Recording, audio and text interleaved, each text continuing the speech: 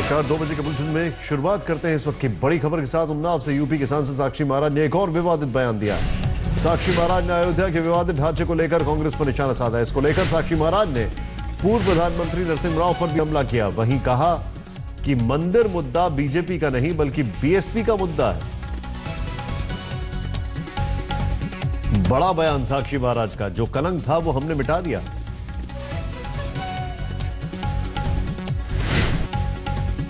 राम मंदिर मामले में साक्षी महाराज का यह बड़ा बयान नरसिंह राव के गुरु ने तोड़वाया था।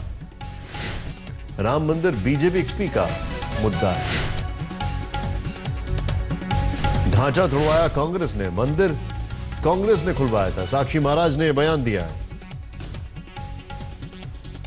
उस स्थल पर मंदिर में मूर्तियां किसने रखवाई? सुनिए ना, उस मंदिर में मूर्तियां किसने रखवाई थी? कांग्रेस ने। ताला किसने खुलवाया था? कांग्रेस ने। शिलान्यास किसने कराया था? कांग्रेस ने। तो सब कुछ कांग्रेस ने। और तोड़वाया किसने? नरसिंह राव थे, तोड़वाया कांग्रेस ने। बीजेपी को खामखा बदनाम करते हो। कल्याण सिंह सरकार, कल्याण सिंह 9:15 इस्तीफा दे दिया था और 10 बजे कार्रवाई शुरू हुई थी। शाम तक कार्य चला था। नरसिंह राव बैठे थे, उनके गुरु तोड़वा रहे थे खड़े होकर के। मैं गवाह में वहां पर था। इसका लाभ बीजेपी क्यों ले रही? साक्षी महाराज का यह बड़ा बयान है और एक नया बयान है। साक्षी महाराज ने कहते हैं कि मंदिर किसने खुलवाया? कांग्रेस ने। शिलान्यास किसने करवाया? कांग्रेस ने। मंदिर किसने तोड़वाया? कांग्रेस ने। साक्षी महाराज ये कह रहे हैं भले ही कल्याण सिंह की सरकार थी, लेकिन कल्याण सिंह ने अपना इस्तीफा दे दिया था, तब केंद्र में कांग्रेस की सरकार थी। और साक्षी महाराज ने यहां तक कहा कि इस पूरे मामले में वीएचपी इसमें इन्वॉल्व थी, बीजेपी नहीं। अखिलेश प्रताप सिंह कांग्रेस के इस वक्त हमारे साथ बड़े नेता मौजूद है। अखिलेश जी, क्या कहना है आपका? बहुत ही आपत्तिजनक ही नहीं जी, ये कानून का भी है। तत्काल इनके खिलाफ कानूनी और वैधानिक कार्रवाई होनी चाहिए। यदि बीजेपी ये कहती है कि हम चुनाव में सांप्रदायिकता का रंग नहीं लाना चाहते, इनके खिलाफ कार्रवाई भी कीजिए। यदि बीजेपी नहीं करती है तो फिर एक बार जो सबको शंका है, हमें आपको भी, बीजेपी अब भी नहीं है। वो चुनाव का सांप्रदायिक ध्रुवीकरण करना चाहते हैं।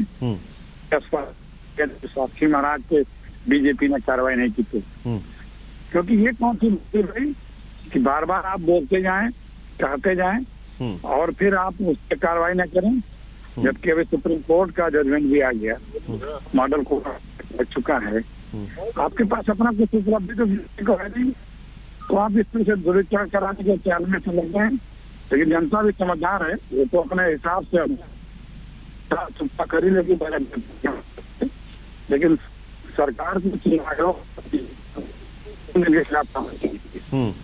शुक्रिया इस जानकारी के लिए। हमसे बातचीत करने के लिए आपका बहुत बहुत शुक्रिया। साफ है, अब यूपी में चुनाव की उल्टी गिनती शुरू हो गई है और वोट बैंक की राजनीति भी इसके साथ शुरू हो चुकी है। बीजेपी के निशाने पर जहां बहुसंख्यक हैं, वहीं मायावती की पार्टी बीएसपी मुस्लिमों को टारगेट कर रही है।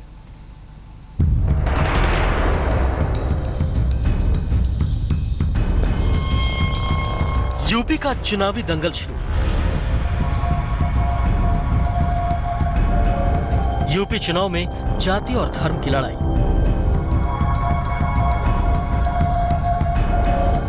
मायावती ने खेला मुस्लिम दांव।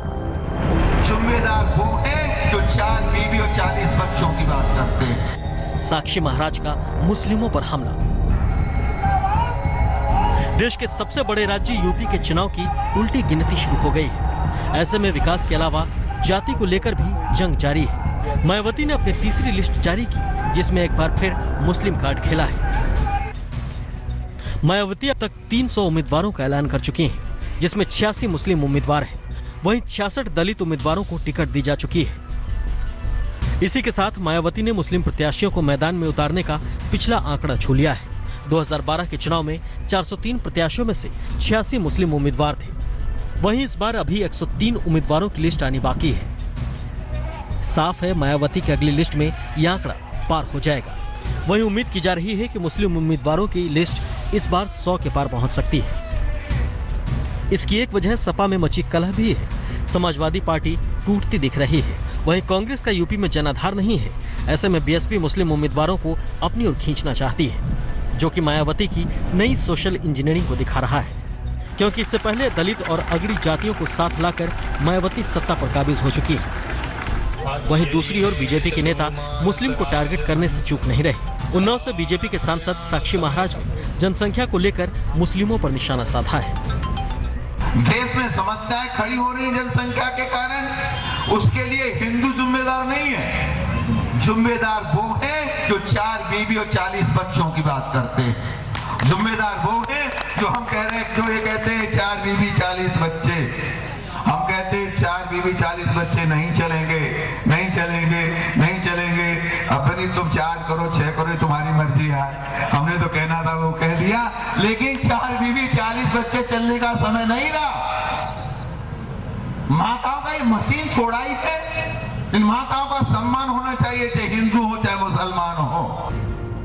साक्षी महाराज के इस बयान पर यूपी के चीफ इलेक्शन कमिश्नर डीएम से रिपोर्ट मांग सकते हैं। वहीं विपक्ष ने भी साक्षी के बयान का विरोध किया है।